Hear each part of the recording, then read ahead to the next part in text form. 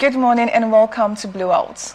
Blowout is a syndicated live program of the network featuring chit-chatting and conversation on special interest topics, news, events and stories through correspondence, reports, experts' opinion and stakeholders' analysis. Today we'll be looking at the following stories. Kwara massacre. Federal government faces heat as 100 feared dead. Electoral reforms. Senate rejects mandatory transmission of votes. 2027 polls. Electoral Act amendment delay could disrupt timetable. INEC. NNPCL. Government refineries shut down due to momental loss. And this is coming from Ojulari. Terrorism trial. Nnamdi Kanu appeals conviction. Counter-terrorism. U.S. sends troops to Nigeria after December airstrikes. We are open for advert placements, bookings and commercials. You can connect with us on all our ATN socials, Facebook and YouTube at Atlantic Television Network, Instagram and TikTok, Atlantic TV Network 1, and on X, Atlantic TV Nets. Watch us live on our website, www.atlanticnetwork.tv. I'll introduce my guest after now. Please stay tuned.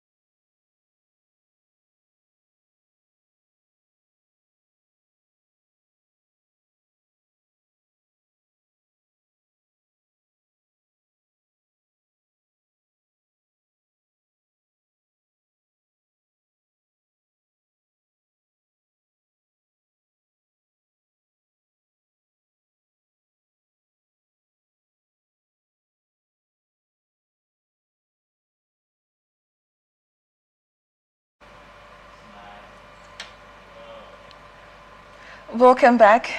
I have in the studio with me none other than Dr. Henry Bassi. He's a public affairs analyst. Good morning, doctor. How do you do this morning? Good morning, Anthony. How are you doing too? I'm fine, thank you, sir. You look good. I like blue on you. Thank you, thank you. All right, let's delve right into today's conversation. Over 100 people were feared dead on Tuesday night following a deadly attack on Woro and Nuku communities in the Kiama local government area of Kwara State by Islamic militants, while several people were also killed after bandits pounced on Abande community in Imbiakura ward to run Kwande local government of Benue State. Governor Abdurrahman Abdulrazak, however, confirmed the death of 75 persons. The governor disclosed the figure on Wednesday night while addressing residents at the palace of the Emir of Kiama, explaining that the victims were local Muslims massacred for refusing to surrender to extremists preaching a strange doctrine, asking for them to ditch Nigeria's constitution and embrace Islamic law. He added that President Bola Ahmed Tinubu had approved the immediate deployment of an army battalion to the area to prosecute counter-offensives codenamed Operation Savannah Shield. Lakurawa, an armed group linked to the Islamic State Sahel province, is believed to have carried out the attack. The latest development has further put the federal government's security campaign under public scrutiny. Reports suggest that the death toll might be higher than officially acknowledged, with 70% reportedly buried in a mass grave at Woro community on Wednesday afternoon. A very sad situation. First of all, I would like to condole with the people of Kwara State, Benue State, and the northern states who have lost their lives to this madness of such extremist group.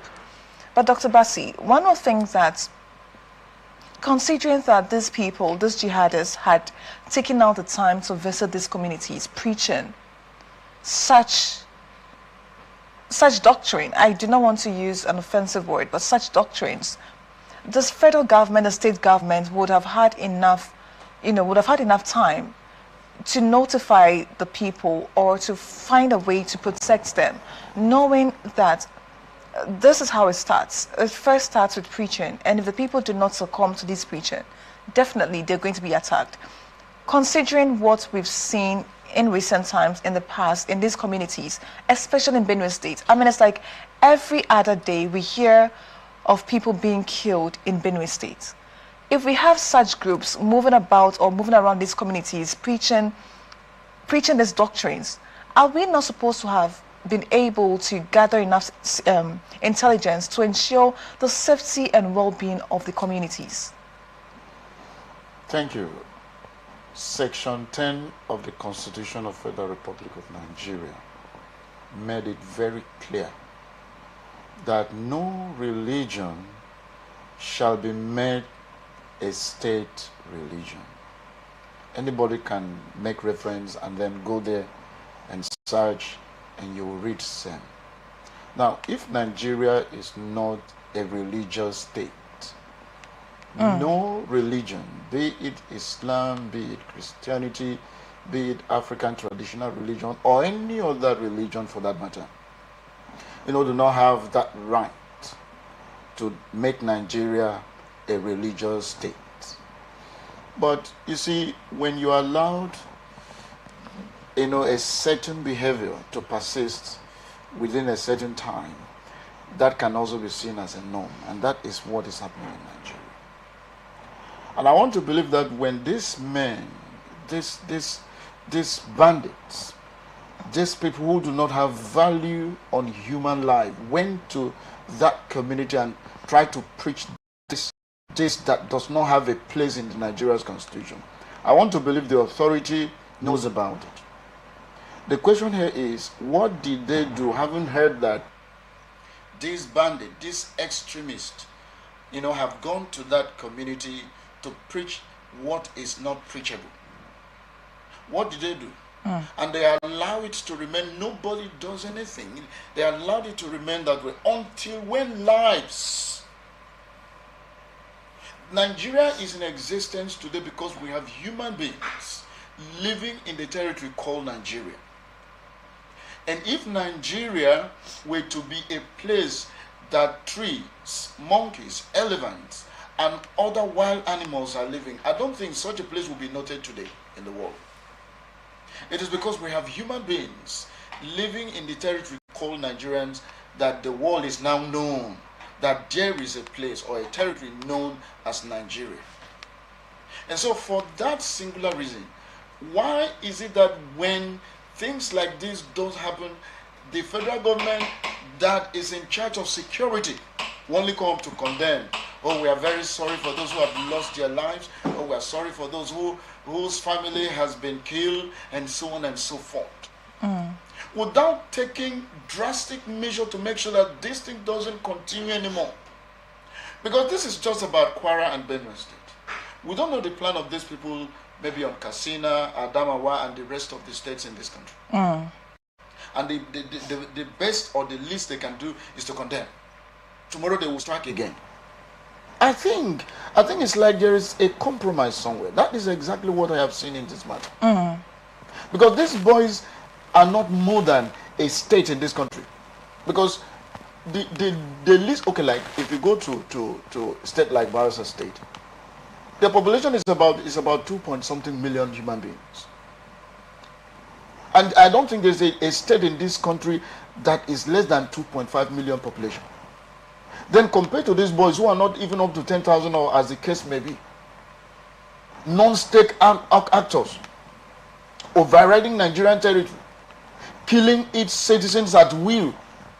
And all we could do as a people, as a government, who is saddled with the responsibility of protecting life, is to condemn when these persons might have gone to these places and wasted human lives.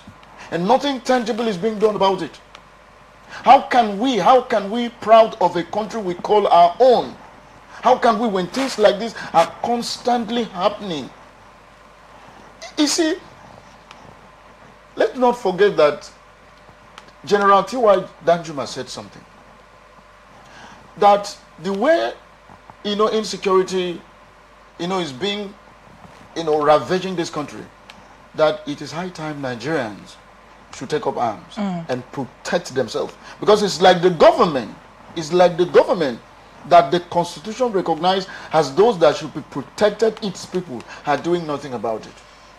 Because tomorrow, nobody knows who's torn. Nigerians cannot sleep in their communities, in their villages with their two eyes closed. If they attack this community today, tomorrow you'll hear another segment. Now, what is the problem?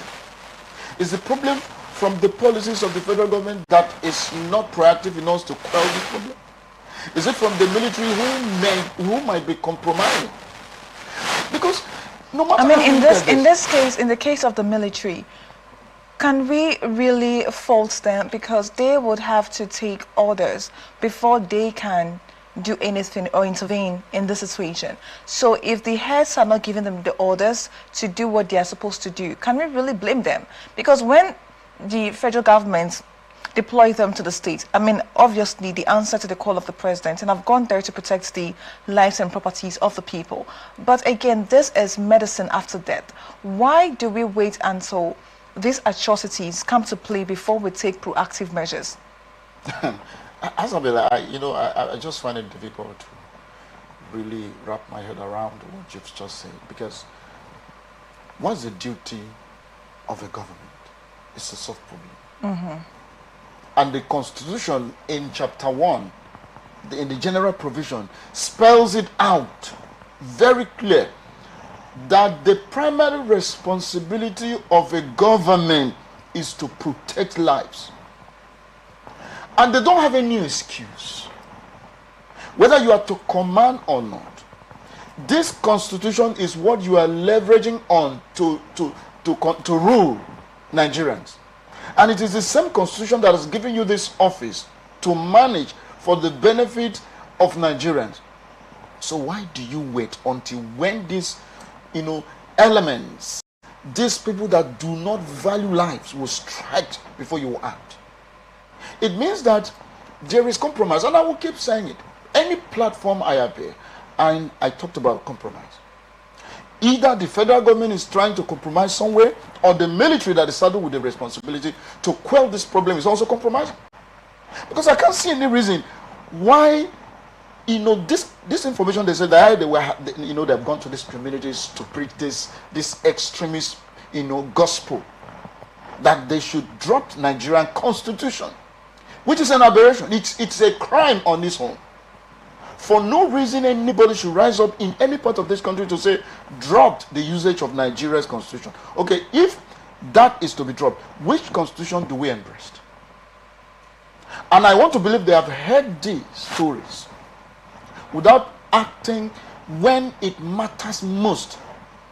And they lie low, allow this unscrupulous element to strike again. Before the president will say, hey, look, we want to deploy. Deploy to do what? When life must have been wasted, lost. And I think if one or two of their relatives among these persons that are being killed, by now, this nonsense would have been stopped. It is because it's not affecting them directly. And that's why you see them relaxing, because they have troops of police, the army, the navy, the air force surrounding members of their family, protecting members of their families, and allowed Nigerians to suffer in the hands of these bastard elements. Speaking of sufferings, it's been underreported. The governor is saying 75 lives were lost. Red Cross is saying that over 165 lives lost, and then 75 were mass buried. Also, looking at the actions of these extremist jihadists, they came to the community, rounded up the people, tied their hands, and then executed them.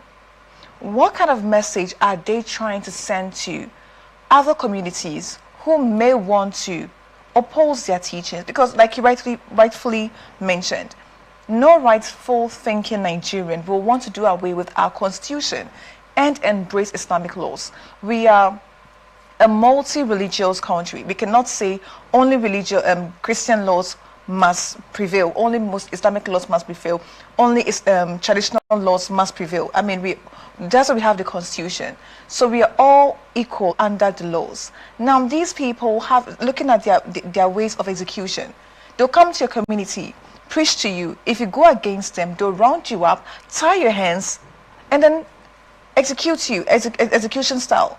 What kind of message will that send to other communities, noting that the federal government, all the governments that they've put their trust in, might not be there on time to save them and their loved ones? What does this look like for us as a country, in a general term? Government is privy to information that ordinary Nigerians are not privy to. And I want to believe that sometimes they have credible intelligence on how these people operate. And that should give them a first-hand information to go about in ensuring that the right thing is being done. But I am seeing negligence on the part of the government in this matter. And that was the reason when the United States government sometimes last year labeled it that it is a Christian genocide in Nigeria. And some government officials, were saying that no, it is not so, that Christians are not, being killed as it is being professed by the American government. But it happened either early part of this year or last year that about 170 Nigerians were abducted in a Christian worship center, which I don't want to dwell on. And that goes to, to prove what the United States of America were alleging that is going on in Nigeria. Now back to what has happened in Benue and Kwara State.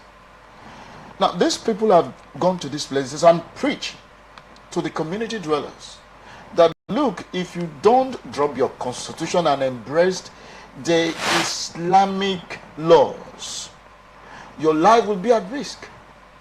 And I want to believe this information has gotten to the government table or desk, and they did nothing about it until the same people that preached that contradictory message to the people went back. Imagine tightening the hands and legs of these people, demean them first before you slaughter them like animals, for God's sake. And I want to say that this action is not 2-3 minute action. It's something they spend hours to carry out this bastardized act.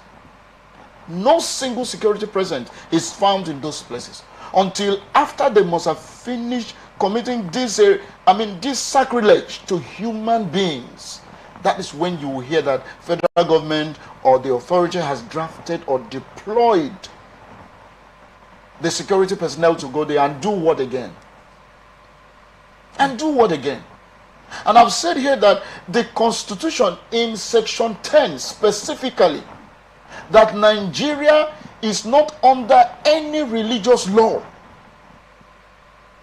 That is what that section of the Constitution says. It means that Nigeria is a secular state. that does not embrace any religious law to be the cardinal, thing that should operate as constitution. And if that is what the constitution says, it means that the government here in this case has a duty. And that duty is to make sure that Nigerians are protected. Not these excuses. What excuses are they giving? Or what excuses would they give to the international community that you cannot protect your citizens in your territory? And this time we'll be talking, we said we are a sovereign nation. Yes, I know. But what responsibility lies in your hand to make sure that you implement for the safety of lives? You failed in that direction. And yet you'll be talking about sovereignty. So I think if they do not have what it takes, if they don't have the right weapons, if they don't have the right technology, if they don't have all it takes to combat these people, they should seek for help somewhere. Okay. And of course, the United States of America have indicated interest, even since last year, to help us combat these boys and take them off the bushes or the streets of Nigeria. And yet, we seize it as an opportunity for them to come and take our oil. Okay, the oil, the one we've been selling, I keep saying this, the one we've been selling, the one we've been making use of, what benefit has the proceeds has done to Nigeria? All right. So I think they should do something very fast. If not, the situation in time to come will be worse than what we are saying.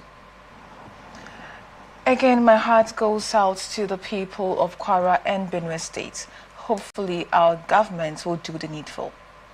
Let's move on quickly. Senate has rejected a proposal to make the electronic transmission of results compulsory, but insists it has not removed electronic upload from Nigerians' electoral law, clarifying that the existing Electoral Act already permits digital transmission at the discretion of the Independent National Electoral Commission. The controversy followed the Senate's clause-by-clause consideration of the Electoral Act Amendment Bill, during which the lawmakers voted down an amendment to Clause 60, subsection 3, that sought to mandate presiding officers to electronically transmit polling unit results to INEC's results viewing portal in real time after signing and stamping Form EC8A. Instead, the Chamber retained the current wording in the Electoral Act, which provides that under the Electoral Act 2022, an electronic transmission is not expressly compulsory. Section 60 provides that results shall be transferred in a manner as prescribed by the Commission, giving INEC the power to determine whether, when and how technology such as BVAs and IREF portal is used. However, both former Vice President Atiku Abubakar and Peter Obi's camps condemned the Nigerian Senate's decision to reject the real-time electronic transmission of election results, prescribing it as a serious betrayal of democracy that undermines transparency, credibility, and public trust in the country's electoral process. Mandatory transmission of results. I mean, one of the things that it's no brainer. This is how it's supposed to be. We have the technology, we have the equipment. Since 2022 or 2023 elections, let's say 2023 was a warm-up for us to see the things we could not do right, and then come 2027, we implement it. Now the Senate is saying that, no, you know what, we're going to leave this to the discretion of the INEC. The same INEC that the people have over the years lost to trust in.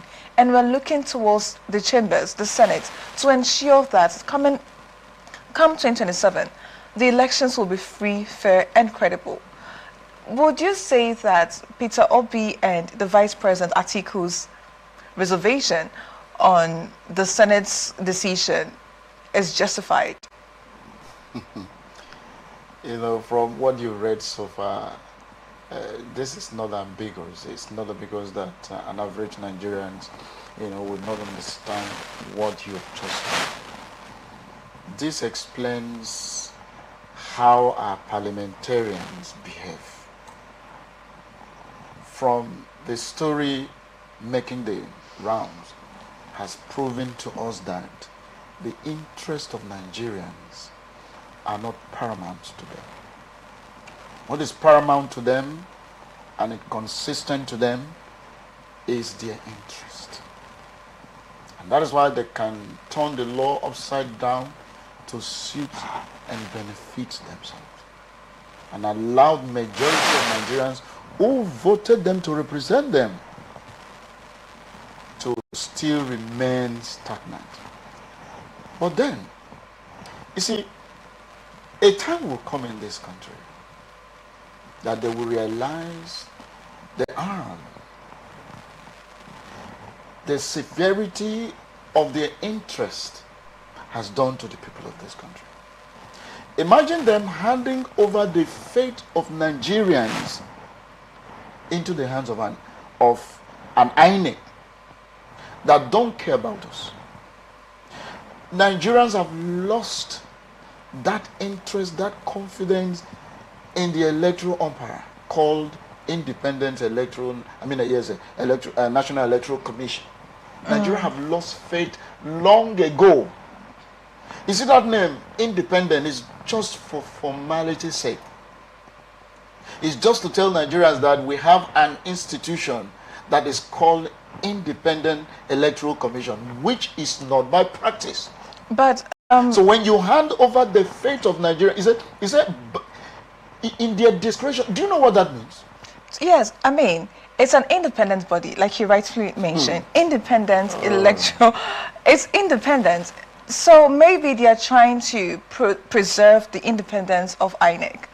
Can't we look at it from that angle? Must it be because they want to rig the 2027 elections? Antonia, what is wrong for them to legalize the transmission of Nigerians' election results electronically? What is wrong in doing that? They're not stopping INEC from doing it. They said they're leaving it to their discretion. They said that maybe there could be a technical reason or financial reason or some reason that we do not know about that they do not want to come to the public and share.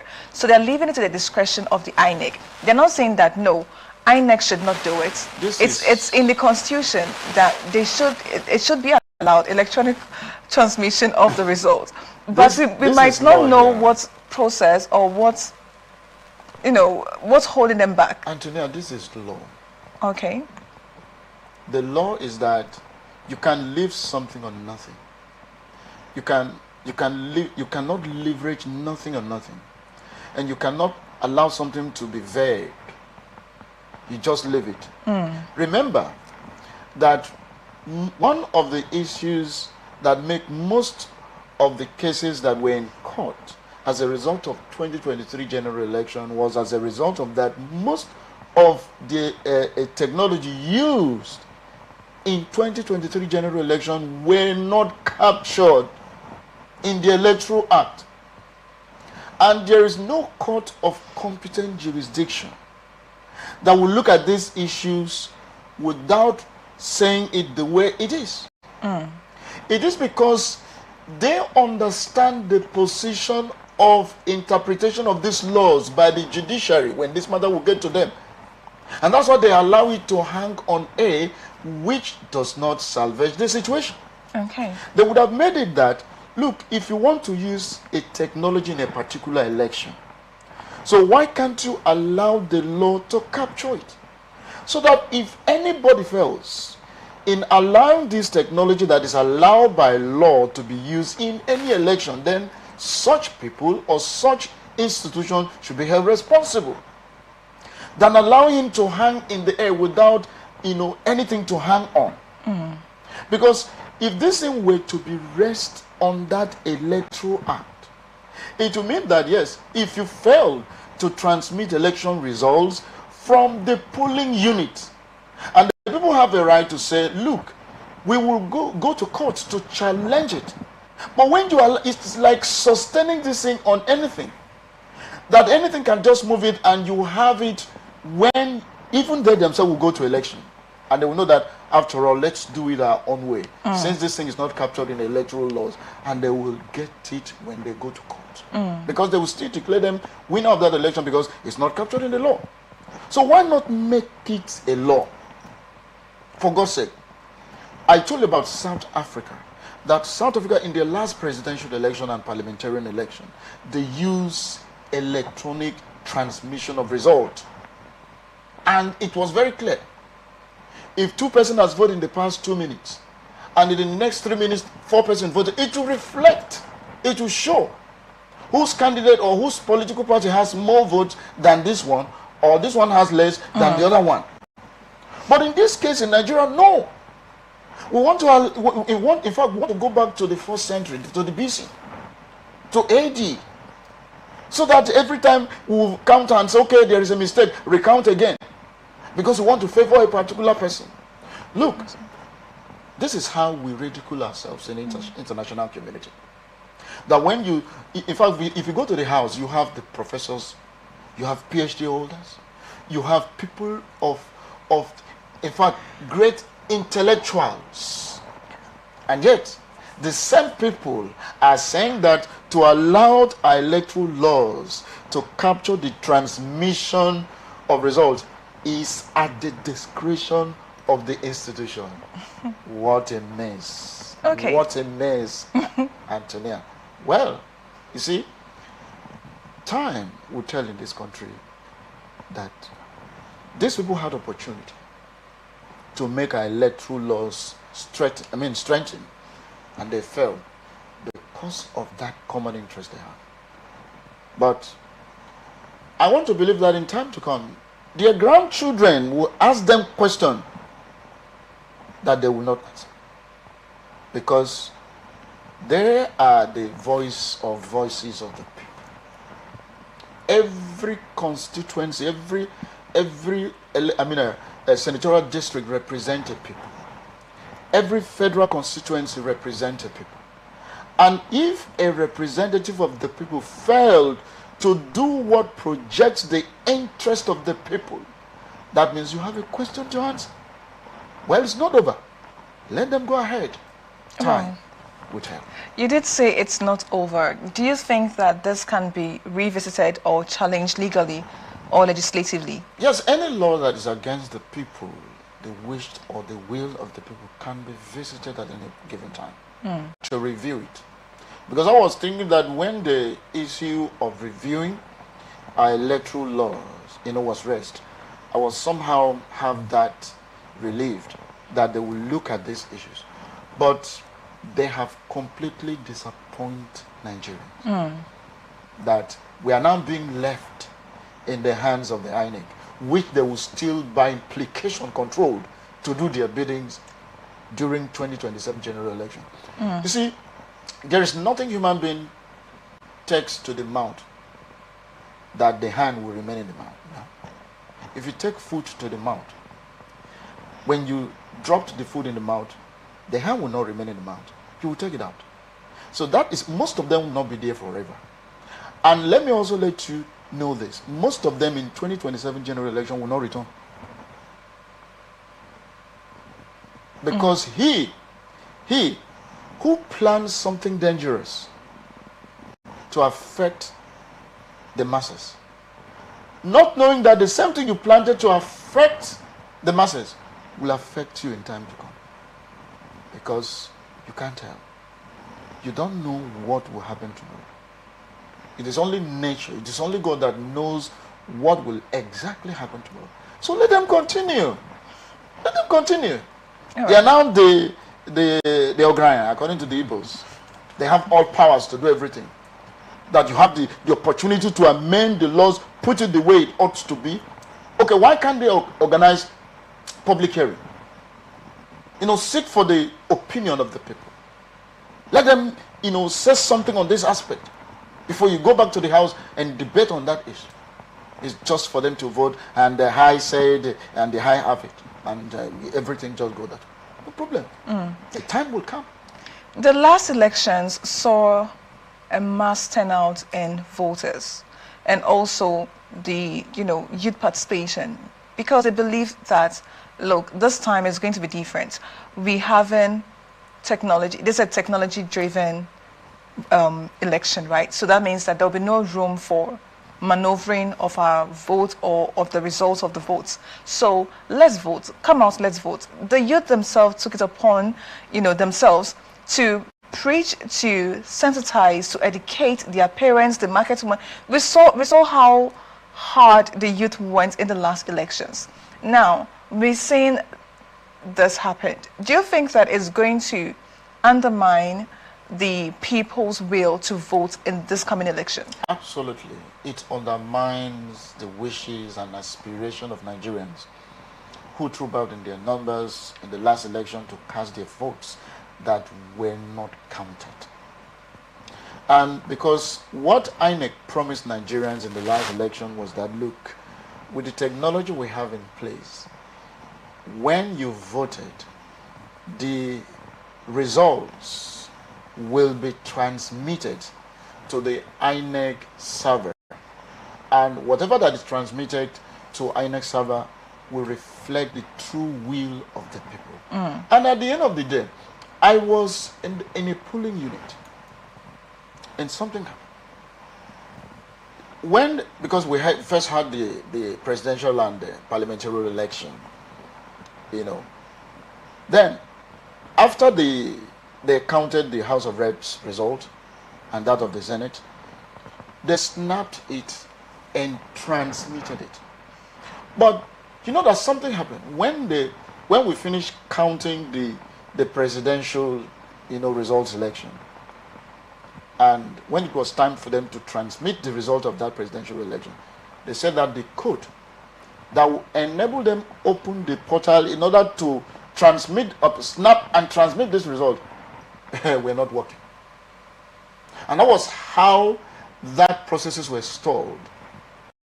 And now again, they have opportunity to amend it and make sure that everything is word by word in the Constitution, in the Electoral Act. And now they say no, that it's within the discretion of the INEC to decide. So if they want to transmit it, fine. If they don't want to transmit it, fine. That they will have. Imagine that. So what are you telling the people? If you care about the people. So always allow, because election, democracy is all about the wish of the people. So when you allow the people freely choose who they want, and that is when we talked about credibility. A process that is faulty cannot said to be credible process. And when such processes or process is being faulty, you can't call it credible. We always say that even when you know that this election has flaws, we say it was credible, the most freest, the fair. Are we the only country in this world that speaks English language? That we use it to confuse a whole lot of people? I mean, this matter is clear. So when you refused to allow this to be part of the Electoral Act, how then do we trust the process? Okay. It means that they have made the process untrust, that we cannot trust the process. But I want to believe that this is just I don't think it has gone through the first reading and the second and so on and so forth. It's still in the process. But let's see what will happen at the end of the day. But from what I have seen, I don't think it will go the other way. It will still be in their favor. Okay. Not in favor of Nigerians. I hope not. Anyway, you have right to hope not.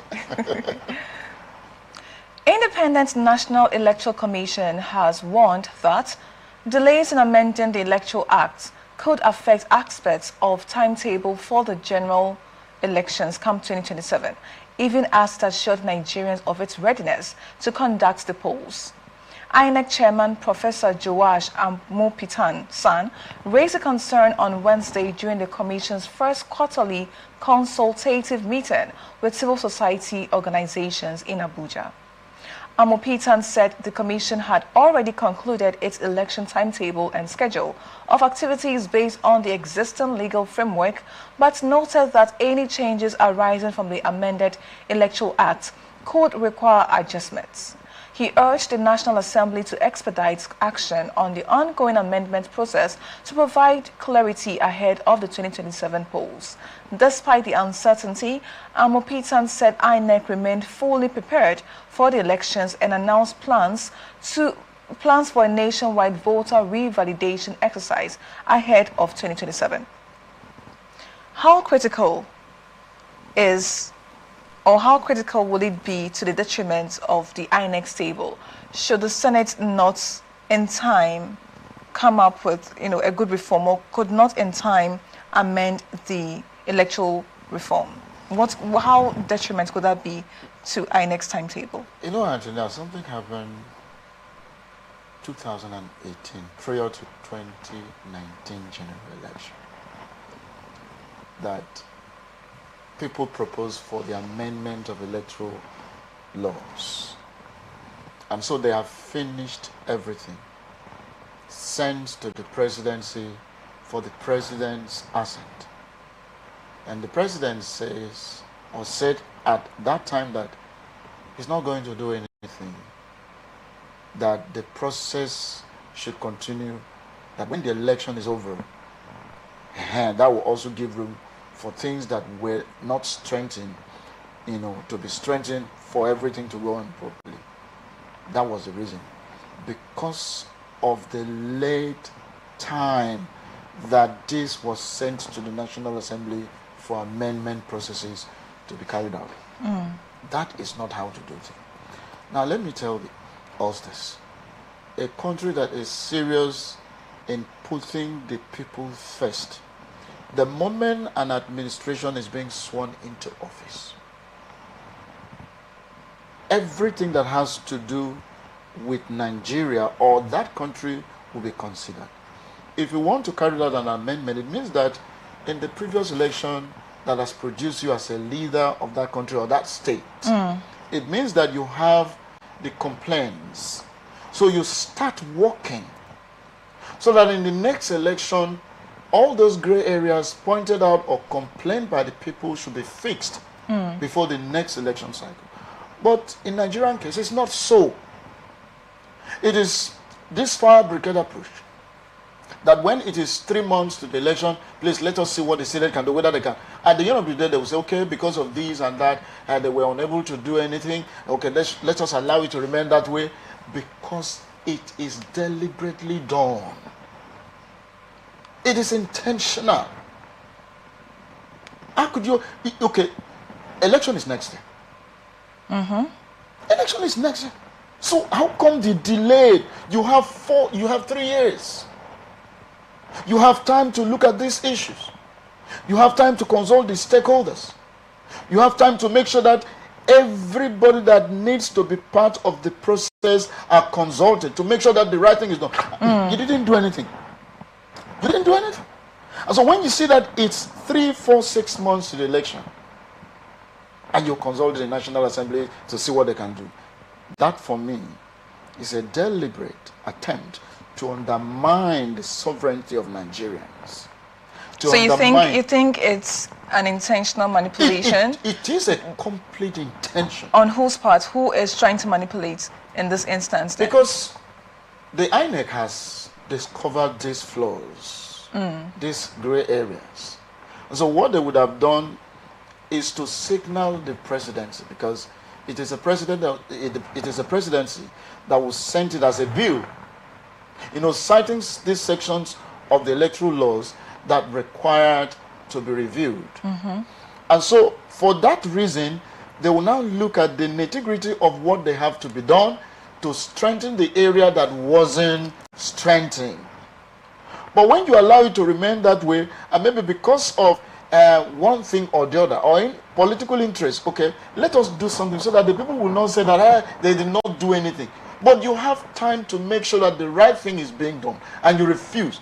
Because of that thing you have in mind, you want it to be done hurriedly. You want it to be done haphazardly. You want it to be done at your own discretion against that of Nigeria. And that is not the way to, to do things.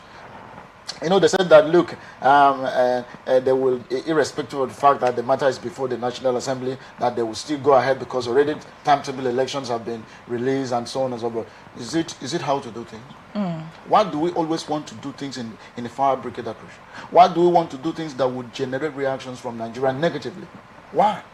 When you know the right thing to be done, and you won't do it. You would wait until when it reaches, in fact, you have satisfied yourself fully. That is when you will go ahead to do it against the wish of the people. That is not how to run democracy. And that is not the principle of rule of law. That is not how democracy is run in other parts of the world that we always, cited. I don't know whether sometimes democracy is differently practiced or run in this country that devoid those statutory principles that democracy upholds. If it is so, then we should do the right thing at the right time and stop giving this complaint that it as a result of this, but we'll do our best. Timetable, who said so? Are we dumped in this country? Don't we know our left from right? Don't we read in between lines? Don't we understand how processes are being followed? See, laws are not hurriedly passed. Laws has to undergo that legislative processes. Debate has to be carried out by those who represent various groups or districts in this country, constituencies in this country, because they have their say. It is a law that when it is passed, it will affect every Dick and Tom in this country. It will affect every citizen. So you don't need to go through it in a hurriedly form. It has to be done holistically. It has to be done the way Constitution has positioned it. It has to be done the way that the legislative processes will give time for that to be done. But not this fire brigade approach. That you will have reasons to say, okay, since this has not been done, timetable has been released, we will go ahead. No. Okay. Let's move on. Nigerian National Petroleum Company Limited, NNPCL, says the state-owned refineries were shut down after internal reviews revealed that they were operating at monumental losses and destroying the value of the country. Mr. Bashir Ojulari, Group Chief Executive Officer of NNPC Limited, whose professional background is in the upstream operations, said this in a fireside chat of securing Nigeria's energy future at the ongoing Nigeria International Energy Summit on Wednesday in Abuja. Speaking during an interactive session, Ojulari said that his leadership team moved swiftly to understand the state of the refineries amid public outrage over years of heavy investment and persistent underperformance. According to him, crude oil was being supplied to refineries monthly, yet utilization hovered around 50 to 55%, while operational and contractor costs continued to soar. He said the NNPC made a decision to halt refinery operations to stop the rot and reassess strategy in spite of political pressure to keep them running, especially after further analysis showed that the refineries were producing mid-grade products whose value did not justify the quality of crude inputs.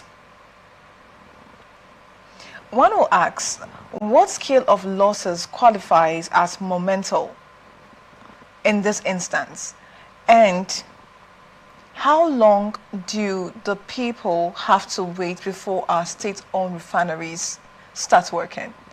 I get it. When he was brought in to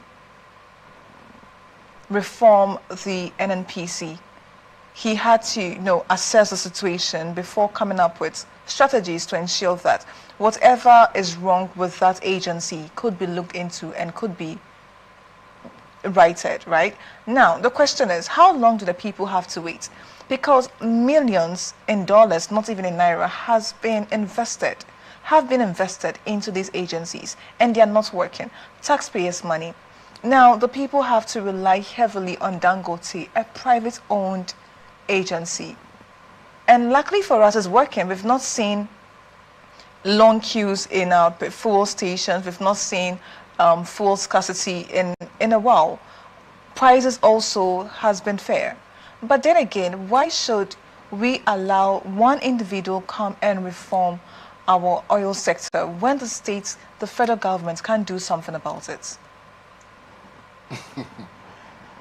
210 trillion disappeared from the NNPC without trace. It is the same institution that is saddled with the responsibility of controlling how this crude oil is being drilled, managed by the IOCs and all of that, is telling Nigeria. The first refinery in this country was completed in 1965. And the second one about 1978. the third one and the fourth one about 1983 or 84 thereabout.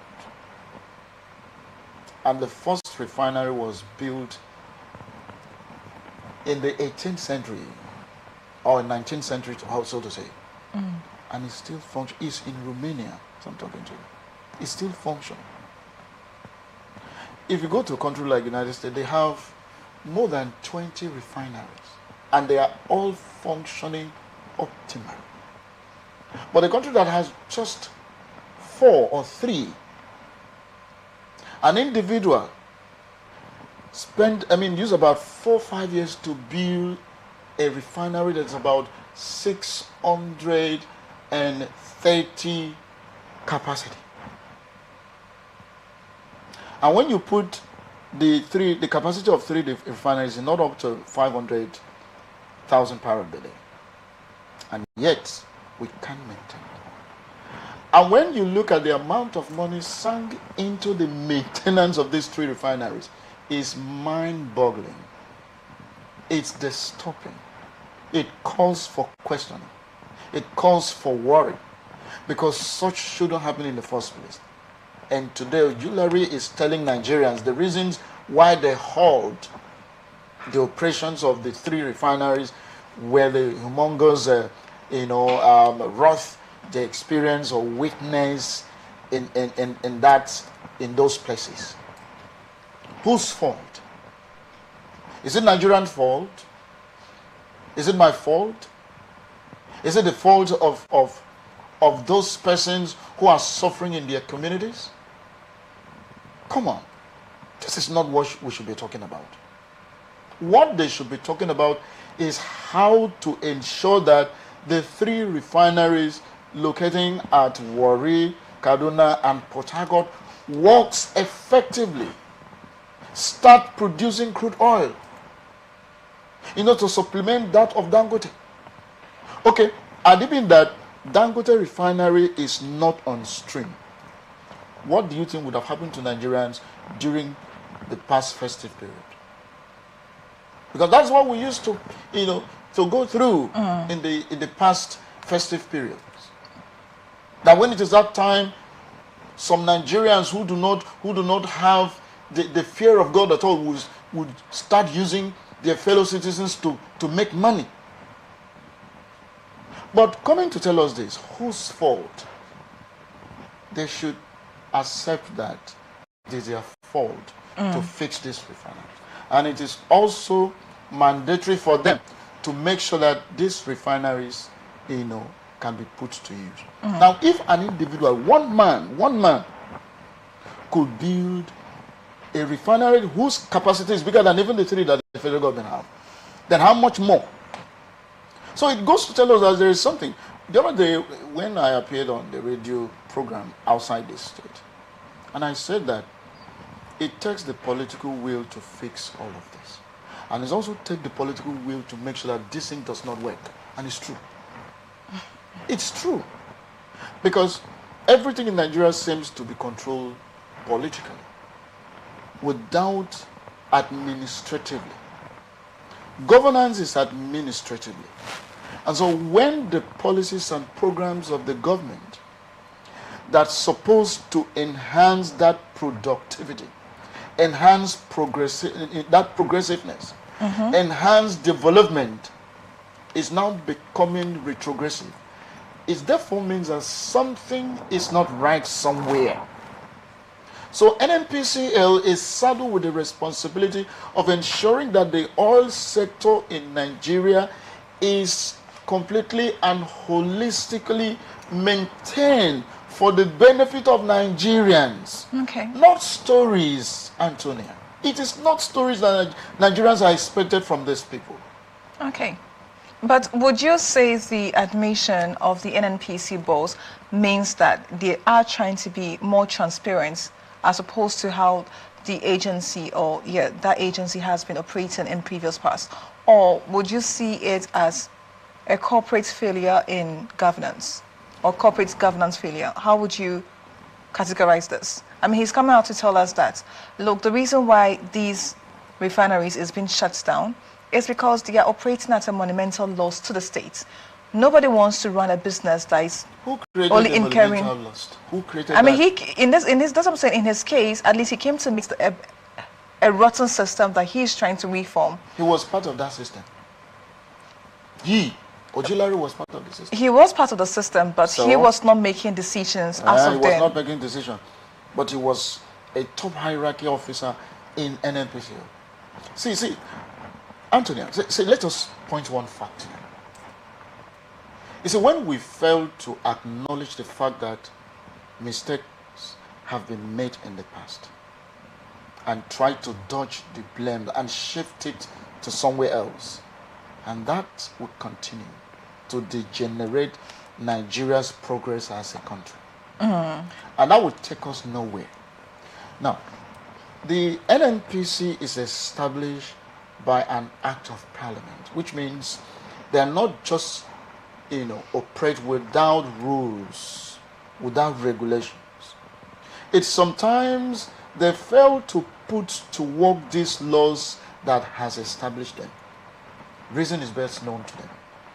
For the past years now, in fact, during the Buhari's administration, the president was the Minister of Petroleum. And even in this administration, the president is still the Minister of Petroleum, the Minister of Petroleum. And so NNPCL is directly, monitored by the presidency. So, will the presidency tell me as an individual that they are not aware of this wrath? Are they not aware? Are they not being reported to? All this, laying blames, trying to dodge one responsibility or the other will not help us. Let them own up these mistakes and put an end to it by doing the right thing. Because when they do the right thing, everything will be well positioned than all these blame games. Now, look at this. If these refineries, millions and billions of dollars have been sunk into maintaining these refineries, and up to today, a liter of petrol or diesel is not being refined from it. Whose fault? Is it the fault of Nigerians or the cabals who don't want these facilities to put to work or to be put to work? Because it's not the rocket science. If an individual could build a refinery of about 630 capacity, for God's sake, then how much more a country that controls trillions of budget in a year? And there are other investors who came to invest and pay tax to the government. And they generated huge sum of money from the same NNPCL. And yet Nigeria is still remaining the way it was 10 years ago, and even getting worse. So what's the way forward? The way forward is that let them do the right thing. You cannot do the same thing over the years and expect a different result. That is a madman mentality. That is a man who is insane. You want development, you want progress, and you keep doing the same thing over the time and you expect a progressive result. Never. They know the right thing to be done. So let them go ahead and allow the right thing to be done. And if anybody goes against these rules, the person should be punished for doing so. That when you see some persons that directly or indirectly you are benefiting from it, you shielded them from being punished by the law. When last did you hear that a former managing director of NNPCL has been arrested by the AFCC? Have you ever heard so? Well, some of them are Please being... make mention of them.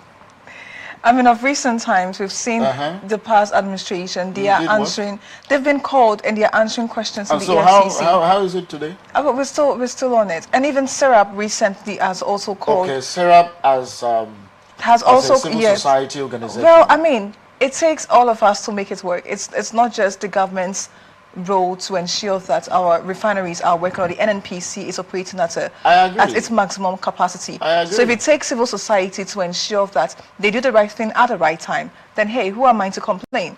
But then again, some are also saying that, okay, according to the NNPC boss, Ojulari, the refineries have been operating at a monumental loss. Again, his words, not mine. Whose fault? I'm asking this question. So now one will ask, it's their fault. Okay, so one will ask, should the government exit totally from refinery operation and then sell it off to private individuals? Because obviously it seems like the private entities are doing much better in this capacity than the government will. So again, should we allow private ownership of our refineries, or should the government come up with different ways or different measures to ensure that these refineries are working? Thank you.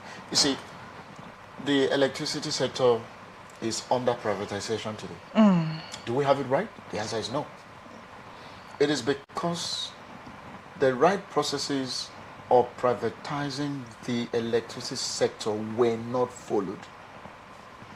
It was privatized to their political cronies. In my residential area, for the past 3 days, no electricity supply. But 2 days ago, I've had February bills to pay. But that is a story for another day. And when we talked about the privatization of our oil sector, especially the refineries, I am not saying it's wrong, because it has been tested and proven in other countries and it works. But one thing I will not agree, that government have no business in venturing into business. It's false. Okay. There are other countries who venture into business and do it creditably well. The fact remains that when you have the right people that is not remote or controlled by some certain authority, then the right thing will be done in such an establishment. But when you have an establishment that is being remoted, controlled, and does not allow them to do the right thing, even they themselves, seeing that institution as a process of creating wealth for themselves, then such right thing that is expected of them will never happen. Okay. So for me, if the privatization wants, to be done, I am not against it. But they should allow the right processes to be carried out to ensure that the right person or group is being privatized this thing, so that we'll have the result that is expected. Now, how do you think it will be that when we have, that competitiveness that's expected in the oil sector, just like we have in the telecommunication sector today? I could remember in this country where sometimes when you want to go and make call, you queue up in the Nitel, whatever. But today, at the comfort of your home, you can stay and make call to any part of the world. Do whatever you want to do with it. So when we have that competitiveness in the oil sector, like if these 3 refineries are working optimally, adding to this private, refinery owned by Dangote Group, don't you think that even the prices will be dropped? It will. The petroleum products prices will be dropped. It is because when you have a system that is not competitive in nature, monopolization will bound to set in. And when things like that set in, it becomes something that will not allow such sector to thrive. Why? Because that monopolization is a deliberate one. So NNPC has a duty, and that duty is to ensure that whoever that is discovered to have been faulted, that led these refineries not to be functional, those persons should face the wrath of the law. That is one. Okay. 2, that haven't discovered why the refineries were not working in time past. What are your plans? What are your programs to ensure that in recent time, if you put those programs and plans side by side, to enable these refineries to function. Because for me, it's not a rocket science that these things cannot be achieved. It is achievable. But the will to make it work. Like I said, NNPCL, it's controlled by the president. I told you that the president of the Federal Republic of Nigeria is the Minister of Petroleum. And so let them do the needful. And that needful has to be driven by doing the right thing. Okay. Like I said, you can't keep doing the same thing and expect different result. It will not be. Okay. And it should be intentional if they want the oil sector to be improved, you understand, to be progressive, and let Nigerians also see the dividends. The dividends. Because as it stands now, it does not even show to other parts of the world that Nigeria is an oil-producing country. We are battling with bad roads, energy, electricity, name it. So I don't want to, because this could lead to other areas that is not working. And if you go to some countries that that does not even have a liter of crude oil produced, and they are doing very well. You go to Singapore, you go to some of the, what of China? What of China today? All right. They should do the right thing. That's my submission on that. They should do the right thing. Okay.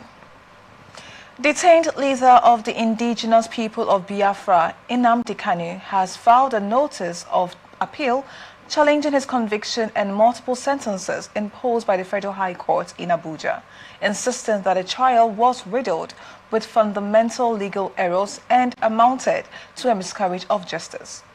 In the notice of appeal dated February 4, 2026, Kanu said he was appealing against his conviction and sentences on 7 counts, including terrorism-related offenses for which he received 5 life sentences and additional prison terms after being found guilty on November 20, 2025.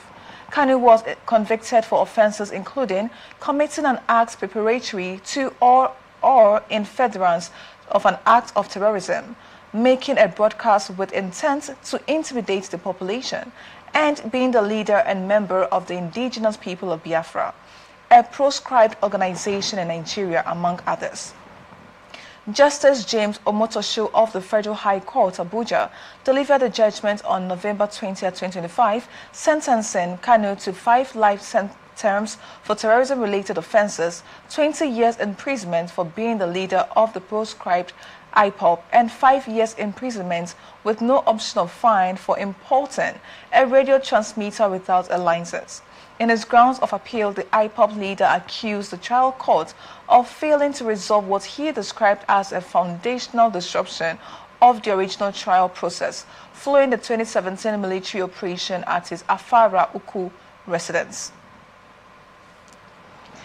Nnamdi Kanu, I'm actually particularly interested in if he is going to represent himself again like he did during his last court appearance or during his last sentences. But that aside, do you see any hope in his appeal being recognized or of him coming out of this net that he's put himself in? When the processes of his trial was on, before his final sentencing, and he dislodged his legal team, and I told those around me that this man has committed legal coup against himself. And they said, how? And I explained the situation. That no matter how philosophical or logically sound you think you are,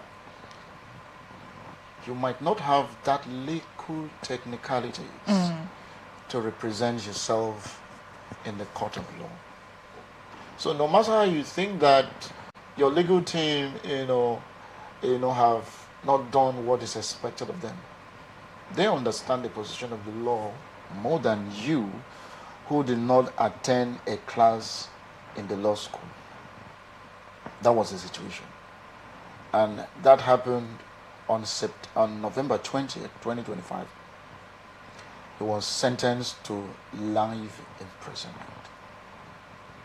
And now I do know that the Nigerian laws allow him to go for appeal. It is within his right to go and to go for that appeal. And if this time you ask a very pertinent question, whether he will want to stand for himself, defend himself without the assistance of a legal practitioner, is that I don't know. But if I am in a position to advise, now that he's filing this appeal, he won't just be moving from the prison and go to the court to file this. He must have assembled his legal team for this filing to be made. Now, having done that, he should know that his legal team or solicitors have a legal responsibility that should be allowed to carry out without any interference. You can advise them as a client to them. Say, look, this area, don't you think this would have been done or this would have not been done? And I want you to take this my input to see what you can do. So these legal minds could do that to save this, confusion at the end of the day. But then, like I did say, he's a Nigerian, and he has that right to appeal this matter. But it's one thing that an individual or a group of individuals can do, is to preempt the court, activity when it is not, launched or tried in such court. So let us watch out and see what will happen after the appeal court will look at the ruling, and whatever they come out at the end of the day, then if they are not satisfied, they can go to the apex court for filing as well. Recent times, we've seen the Southeast governors trying to bring normalcy to the state after what, some of the disruptions that the IPOB had released onto that state. Would you say that this appeal could re-trigger tensions in these parts of Nigeria, especially in the Southeast region, where as of now, at least some sort of normalcy is being returned to these states? The Monday sit at home is not as regular as it used to be in the past, although some people are still instigating it, just so that Nnamdi Kanu can be released from prison. Noting his appeal, would you say that this could re-trigger some of the tensions in those states? You see, when the sit-at-home thing was going on in the southeastern part of this country, I, as a person, wasn't in support of that because it cripples the economic activity of that zone. And the government of each state of that zone has a duty. But it's like most of them were not seeing that as something that has to be curtailed, until when it almost out of hand, which led to almost, some persons lost their lives in that process.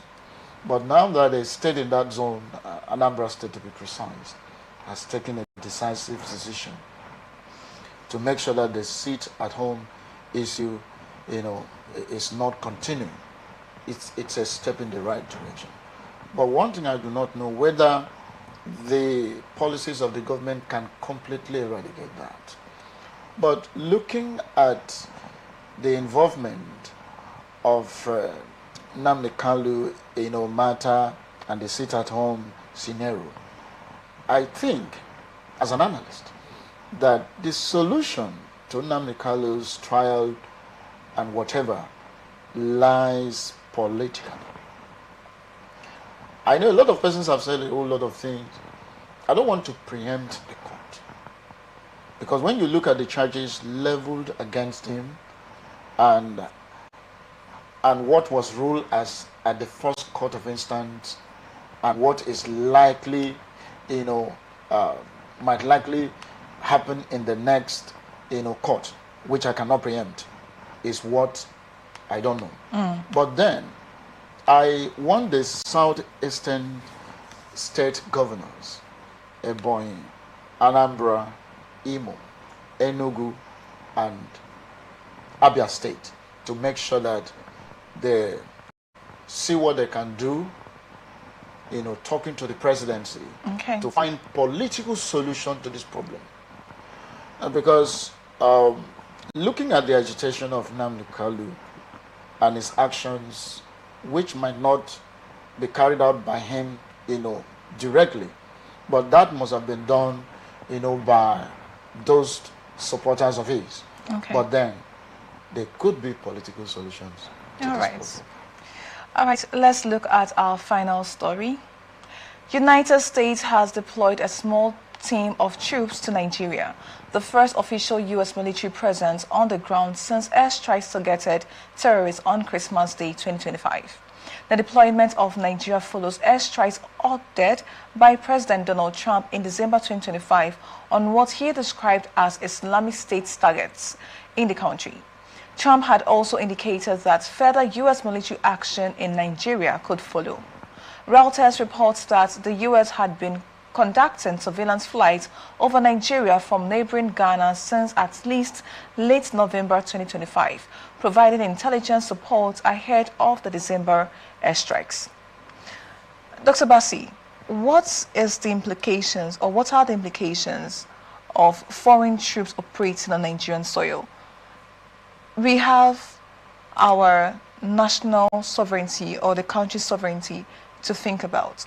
But in this instance, where it seems like our fight against terrorism in Nigeria, it's on the losing end, having such a collaboration with the U.S. could help us in this fight. But then again, what are the implications to Nigeria?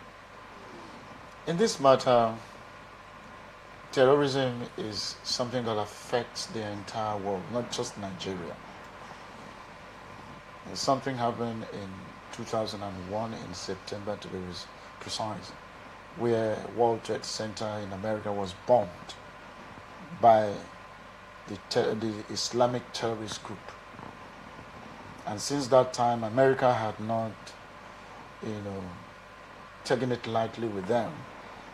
They tried to safeguard them by making sure that every legitimate measures is put in place to combat. Because if other parts, or if other religion in the world want to form, deadly group, and the world will be a very unsafe place for us.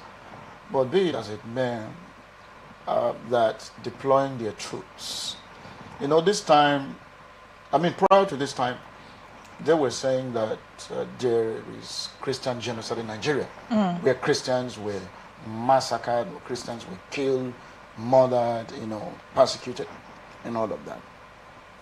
Then by 25th of December 2025, they launched that airstrike precisely in Sokoto State.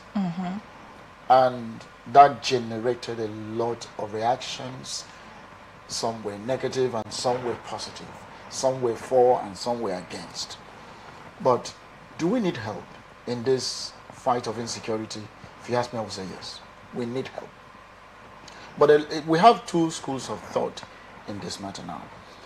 One is saying that it is good to invite this external body to come and help us, to make sure that this menace is eradicated from our territory. And some are also saying that, the other school of thought is saying that, look, America cannot come to your salt to do anything without having something in mind.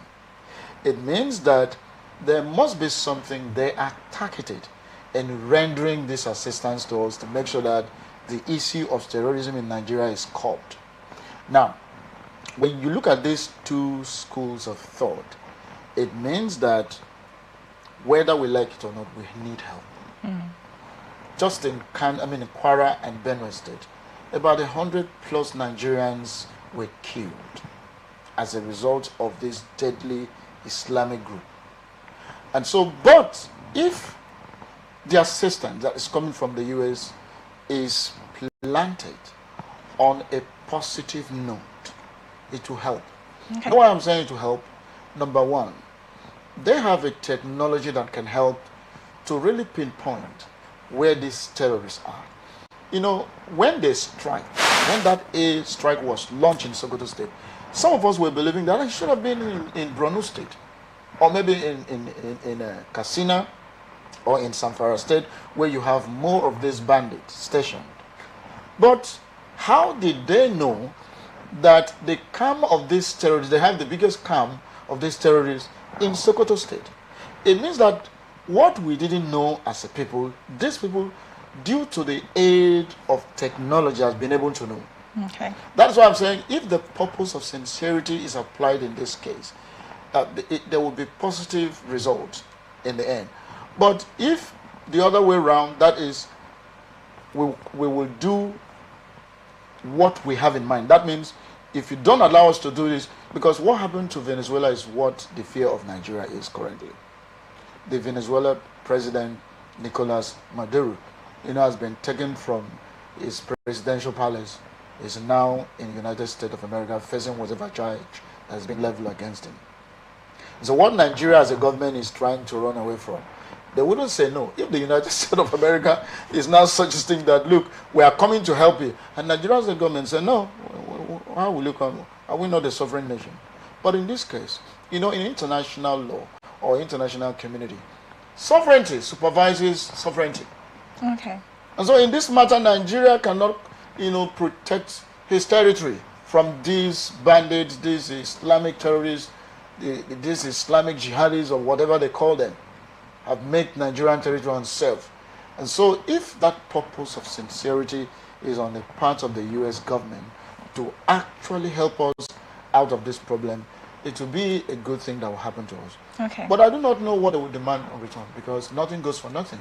But if at the end of the day that something is being remanded that should be given to them in helping us to combat this menace, so be it, because they say that he who needs help must be ready for help as well.